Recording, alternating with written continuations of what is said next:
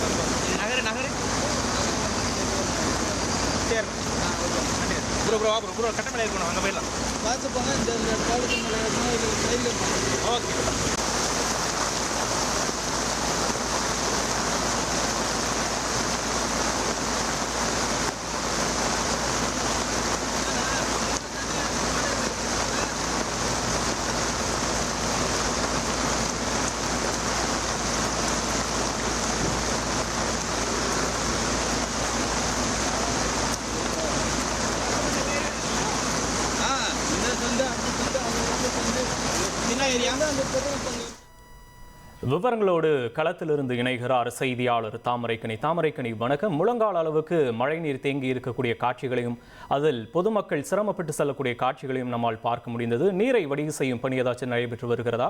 இப்போ என்ன நிலவரம் அங்க?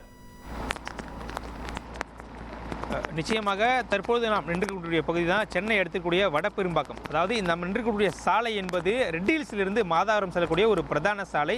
நீங்கள் பார்த்தீங்கன்னாலே தெரியும், இந்த சாலையில் வாகனங்கள் செல்லவே முடியாத அளவிற்கு தற்பொழுது மழைநீரானது இந்த பகுதியில் தேங்கி இருக்கிறது. இந்த பகுதியை பொறுத்த வரைக்கும் பாலாஜி நகர், நம்ம இருக்கக்கூடிய பகுதிக்கு பக்கத்தில் இருக்கக்கூடிய பாலாஜி நகர் இருக்கக்கூடிய கிட்டத்தட்ட 300 வீடுகள் வெளியே வர முடியாத அளவிற்கு தண்ணீர் சூழ்ந்து மக்கள் பெரும் பாதிப்புக்கு உள்ளாகி இருப்பதாக இங்கே இருக்கக்கூடியவர் தெரிவிக்கிறார்கள். நீங்கள் பார்த்தீங்கன்னா தெரியும், ஒரு வாகனம் செல்ல முடியாது, ரொம்ப கஷ்டப்பட்டு செல்லக்கூடிய நிகழ்வானது ஏற்பட்டிருக்கும்.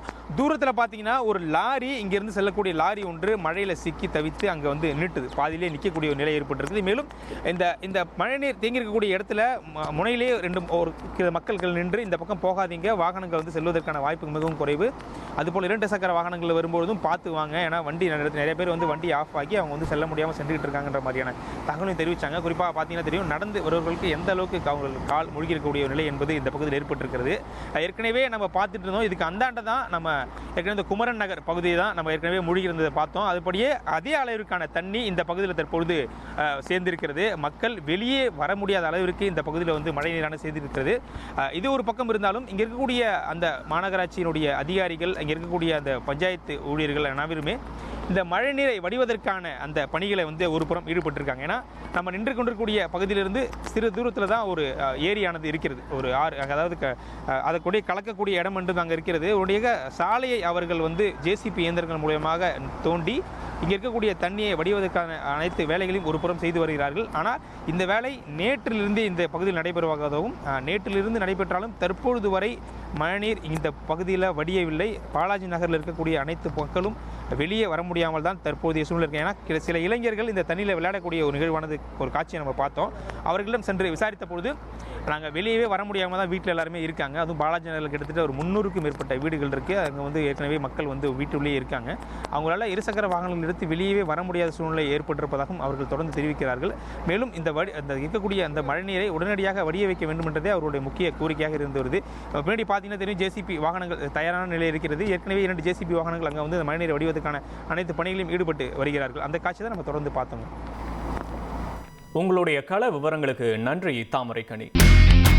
இனி செல்லும் இடமெல்லாம் செய்தி.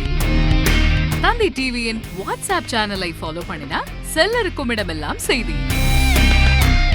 இதோ QR கோட், இப்பவே ஸ்கேன் பண்ணுங்க, ஃபாலோ பண்ணுங்க.